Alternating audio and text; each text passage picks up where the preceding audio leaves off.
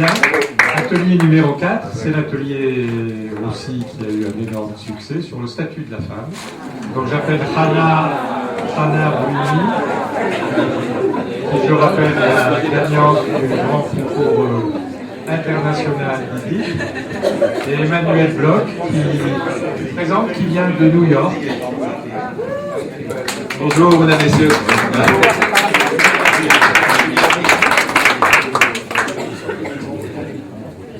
Voilà, on a eu un atelier, merci beaucoup, je suis Emmanuel Bloch, je suis avocat, j'écris un doctorat en philosophie juive, j'enseigne sur différents endroits, différents médias online et quand je suis en France.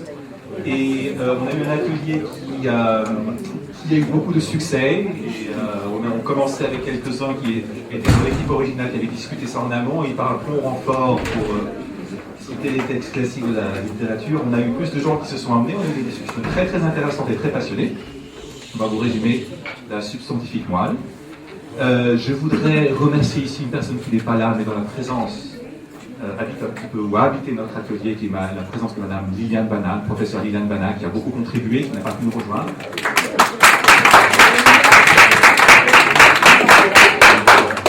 Et beaucoup de gens ont fait des contributions tout à fait passionnantes. On ne va pas les mentionner forcément nommément, mais moi j'ai beaucoup de reconnaissance pour tous les gens qui ont pris le temps de participer, de discuter. Parfois les débats étaient un petit peu animés, on n'a pas toujours été d'accord, mais c'était toujours constructif. Voilà, la place de la femme, c'est vraiment un sujet qui passionne, c'est un sujet extrêmement d'actualité. On a voulu parler de 8 thématiques, et on a voulu poser un certain nombre de constats. Sur la base de ces constats, on a voulu faire quelques suggestions pratiques et concrètes sur ce qu'on pourrait faire pour faire évoluer le statu quo. Les huit centres dont on a voulu retenir, c'est premièrement celui du leadership, la place de la femme dans la communauté, dans les conseils communautaires, au consistoire. Un autre, permettre d'avoir des femmes qui soient des érudites, qui soient des femmes qui puissent enseigner la Torah, avoir leur propre voix et leur propre message dans la Torah. Le troisième, c'est l'espace synagogal, l'organisation de la géographie, dans la synagogue. Où est la place des femmes? Derrière, en haut, ou bien intégrée et incluse dans la synagogue. Un quatrième, c'était le Kaddish. On a voulu parler du Kaddish. Que l'État puisse réciter le Kaddish. Cinquième, on a parlé des conseils d'administration. Et on a parlé aussi de la bat mitzvah, la formation des jeunes filles à la bat mitzvah, d'avoir une formation qui soit spirituelle, intellectuelle, qui soit quelque chose qui ait du sens. On a parlé de la préparation du mariage, et on a parlé du guet, et on va vous résumer tout ça. Les sujets qu'on a choisis, on a choisi des sujets où nous pensions qu'on pouvait avoir des discussions constructives, où on pensait qu'on pouvait faire bouger les choses, avoir des idées. Voilà. Voilà. Alors en fait, on a regroupé ces thèmes sous 2 grands thèmes. Le premier thème qu'on a appelé structure de la vie communautaire, dans lequel on a posé donc la question de l'espace synagogal, du rituel synagogal, et la question de la présence des femmes dans les conseils d'administration des communautés.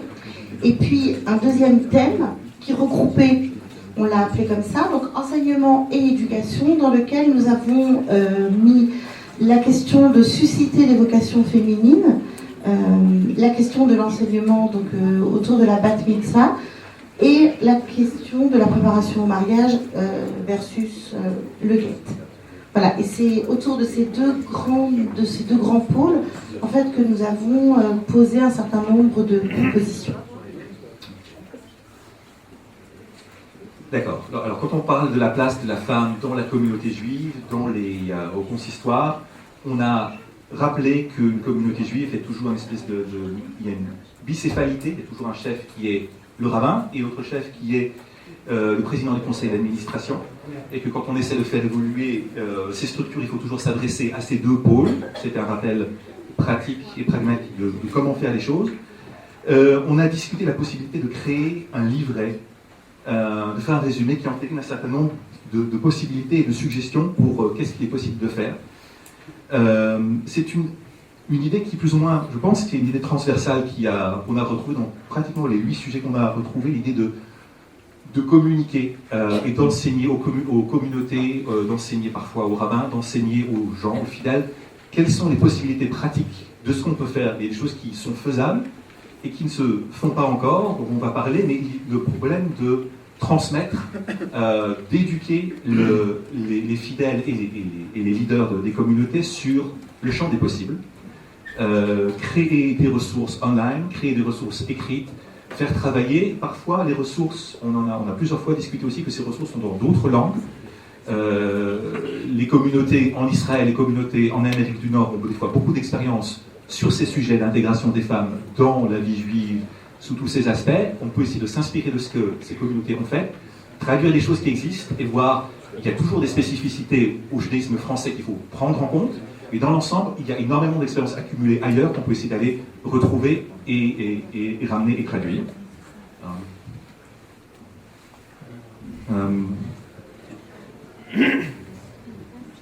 Donc, une des propositions également, c'était d'encourager, autant que faire se peut, dans les nouvelles synagogues en construction, ou celles pour lesquelles l'aménagement est possible, de réfléchir à un aménagement égalitaire, c'est-à-dire ce qui se fait aujourd'hui en Israël, aux États-Unis, qui est vraiment un partage de l'espace égalitaire pour permettre aux femmes d'être présentes physiquement dans l'espace de la synagogue et de ne pas se retrouver souvent soit très très haut dans les cieux ou derrière, complètement derrière, et de se sentir finalement pas présente physiquement dans l'espace de la synagogue.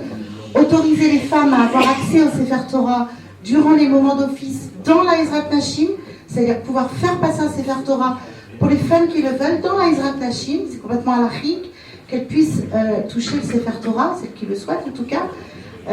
Également proposer aux femmes, autant que faire se peut dans les synagogues où c'est possible, de rejoindre les hommes lors des drashot pour qu'elles puissent tout simplement entendre l'enseignement, parce qu'on a aujourd'hui des espaces consistoriaux où les femmes souvent n'entendent pas, surtout quand c'est Shabbat et les jours de fête, il n'y a pas de micro, tout simplement on les accuse de bavarder, mais elles n'entendent pas. Voilà. Et il y a eu une expérience d'un rav qui est parti s'asseoir dans la Ezrat Nashim et qui a fait le constat de ce qu'on n'entendait pas en fait au moment de ces discours. Donc c'est pas un moment de rituel, c'est un moment où on pourrait tout à fait imaginer des femmes qui rejoignent l'espace commun pour pouvoir ne serait-ce qu'entendre les drashot. Également autoriser les femmes à prendre la parole publiquement dans les synagogues. Donc l'autorisation des drashot dans les synagogues, le Shabbat et les jours de fête. Et je voudrais à ce sujet mentionner la dracha de la rabbinite Frankel qui a pris la parole à Hoshana Rabbah dans la grande synagogue de Jérusalem au milieu de très grands rabbinim, mais ça n'a posé de problème à personne. Voilà, donc autoriser les femmes à faire des drachot dans les synagogues et inviter des femmes inspirantes dans les synagogues.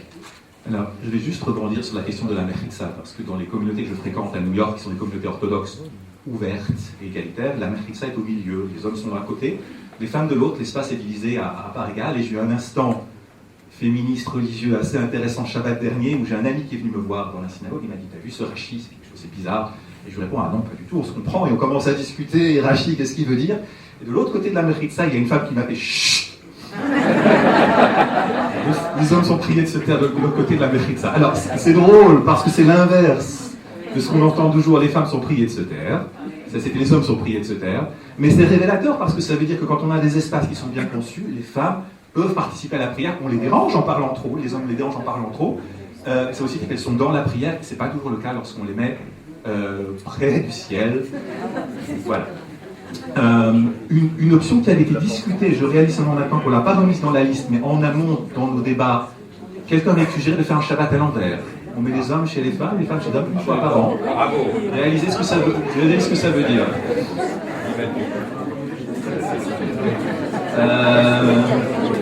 Voilà. La possibilité pour une femme de réciter le Kaddish.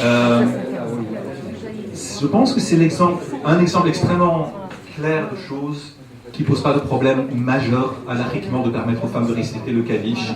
Les femmes ont le droit de réciter le Kaddish. Et ça fait partie, le Kaddish fait partie de tout cet accompagnement que la loi juive, que la tradition juive a pour la personne endeuillée. Une personne qui perd un parent, un époux, un fils, donc ça ne nous arrive pas, mais quand ça arrive, la communauté est là pour soutenir. Le Kaddish fait partie de ça. Le Kaddish est quelque chose, la communauté s'associe au deuil de la personne qui a perdu un proche, et d'avoir son mari qui récite, c'est pas la même chose que de le réciter soi-même quand on est une femme endeuillée. Ça se fait ailleurs sans grand problème, on se demande. Ça Ce n'est pas un problème non plus en France. Donc, je crois que dans certaines communautés... Alors, un problème qu'on a eu souvent, c'est qu'on nous dit que dans telle communauté ça se fait, dans telle communauté ça se fait pas. Nous ne voulons pas tomber dans la caricature. Nous comprenons qu'il y a des communautés qui sont plus avancées que d'autres. Nous souhaiterions que ces communautés-là servent de modèle. Dans d'autres endroits, ça se fait certainement moins. Vous avez parlé beaucoup. Kaddish. Ok. Alors ensuite, la question du kidouche, on peut tout à fait, pendant les kidouches communautaires, proposer à une femme de réciter kidouche, puisqu'une femme peut acquitter un homme anarchiquement pour le kidouche. Donc rien n'empêcherait une femme de réciter le kidouche, que ce soit pas tout le temps des hommes. Et enfin, la question de la fête de Simchat Torah, qui est souvent un sujet de frustration énorme et de mécontentement, je dirais, voire de colère pour les femmes, parce qu'elles sont souvent assignées à des rôles de potiches, tout simplement. Pendant que les hommes dansent, elles sont au zoo, exactement, elles lancent des bonbons, tout à fait, ou des cacahuètes. Donc ça, c'est assez insupportable. Absolument. C'est tout aussi infamant, monsieur Ravin. C'est tout aussi infamant. Donc proposer aux femmes de prendre un Sefer Torah dans un espace qui leur serait dédié et de les autoriser à danser avec ce Sefer Torah. Je rajoute qu'à Jérusalem, moi à titre personnel, je pense qu'il y a beaucoup de personnes présentes dans cette salle, c'est quelque chose que je fais depuis des années dans des synagogues ultra-orthodoxes. Et ça ne pose aucun problème à des rabbinés.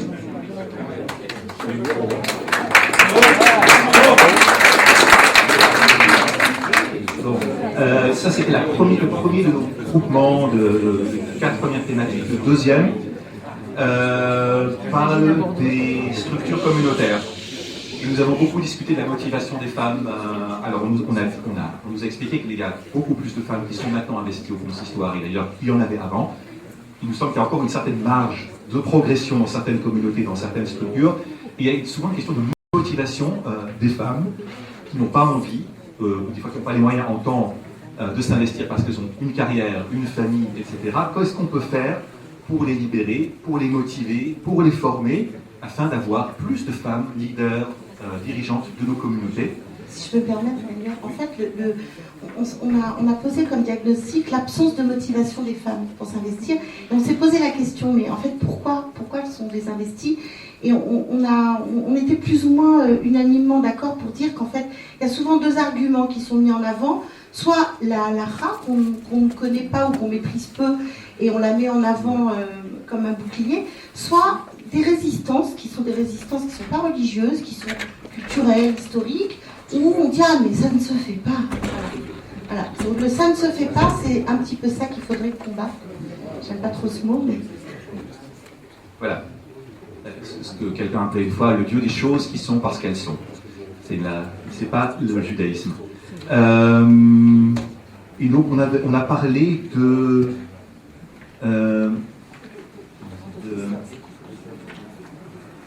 créer une commission, essayer de trouver qui soit portée par des grandes voix du judaïsme français pour promouvoir les femmes, pour les encourager à s'investir dans la vie des communautés, et essayer de prévoir une formation pour les femmes, et alors on nous a dit aussi pour les hommes, c'est de professionnaliser ça un petit peu, de donner des outils et des conseils pour les femmes, et alors après peut-être aussi pour les hommes qui n'ont pas forcément reçu, pour savoir comment gérer une communauté, donner des outils, essayer de structurer tout ça.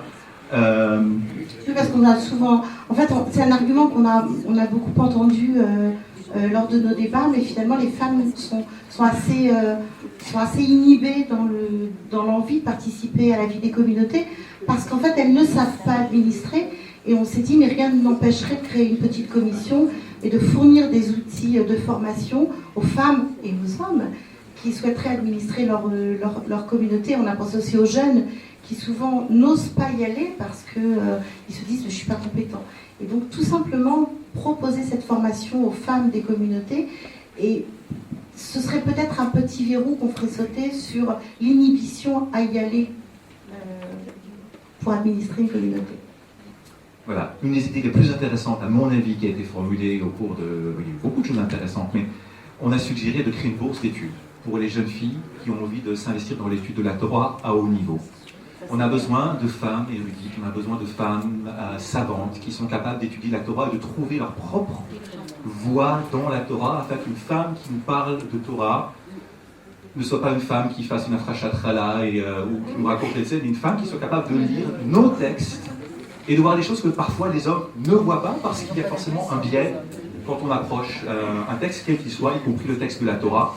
Le texte de la Torah peut être objectif si vous voulez, mais la personne qui l'approche ne l'est pas. Il y a une subjectivité des hommes, et nous aimerions aussi entendre la subjectivité des femmes en France. Ces institutions qui permettent d'enseigner la Torah à haut niveau existent, pas en France, mais elles existent en Israël, aux États-Unis. Une suggestion qui était celle de Hannah, que je reporte en son nom, était de faire une bourse. Ça ne coûte pas beaucoup d'argent de payer une année d'études à une jeune fille, et d'attendre en retour que ces jeunes filles reviennent en France, enseigner. Elles doivent rendre à la communauté quelque chose qu'elles ont eu, enseigner, servir de modèle à suivre pour la génération d'après, enrichir notre vie spirituelle, enrichir notre vie culturelle. Je pense que c'est quelque chose qui demande un petit peu d'argent, qui vaudrait vraiment le coup.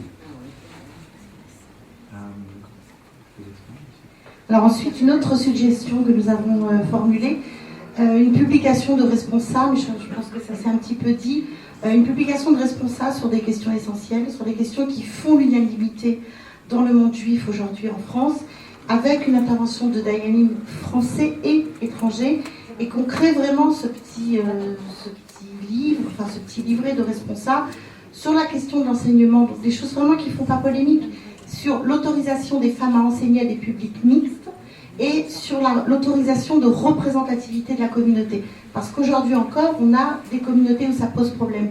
Et on se dit que si une autorité religieuse, si des autorités religieuses publient des responsables en disant voilà les textes, voilà les sources, voilà ce qui est possible de faire, ça fera autorité, forcément. Voilà. Une autre idée est celle d'avoir des cours mixtes qui soient donnés par des femmes. Qu'il y a un moment dans la semaine dans chaque communauté où une femme donne un cours mixte, qu'une femme puisse enseigner aux femmes et aux hommes. Il n'y a encore pas beaucoup de communautés où ça peut se faire. Il faudrait qu'on puisse le promouvoir. Ça, je pense que ça clôt la partie enseignement. On a aussi parlé des bat mitzvah, la formation à la bat mitzvah, qui est un moment important dans la vie spirituelle d'une jeune fille. On nous a dit qu'il y a des endroits où ça se passe très très bien. Et apparemment, il y a des endroits où il y a un petit peu de retard. Il faudrait qu'on ait des ressources, peut-être online, peut-être imprimées, où soit indiqué qu'est-ce qu'il est vraiment possible de faire quand on organise une bat mitzvah. Anarchiquement, quels sont les contours d'une bat mitzvah? Comment ça se passe pour réussir une bat mitzvah en 2019 dans une communauté orthodoxe consistoriale en France? Comment on organise la cérémonie? Comment on enseigne? Qu'est-ce qu'on enseigne à la jeune fille? Proposer des parcours balisés et peut-être proposer des témoignages ou montrer des exemples ou donner des histoires afin que ce soit personnel et parlant aux familles.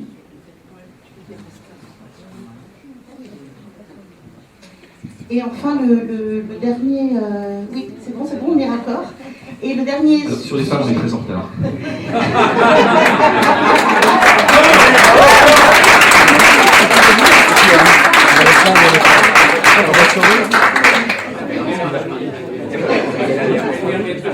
J'ai préparé la réplique à l'avance. Donc le dernier sujet, c'était la question de la préparation au mariage. On pense qu'il faut une vraie formation spirituelle au mariage, avec un programme, créer un vrai programme lisible, officiel, qui soit distribué, que ce ne soit pas caché dans une maison.